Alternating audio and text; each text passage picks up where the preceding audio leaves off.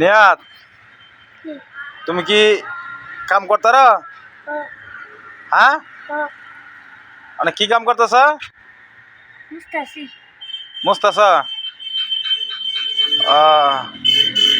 এগুলি সুন্দর করে মুছো। কাম মজা লাগে? হ্যাঁ, ও এদিকে চাও, কাম মজা লাগে না? এই যে এটা হলো আরফাত। আরফাত এদিকে চাও, কাম করতে কেমন লাগে? হ্যাঁ, ভাল লাগে। ও আচ্ছা, তাহলে আস্তে আস্তে সুন্দর করে কাম করো। হ্যাঁ,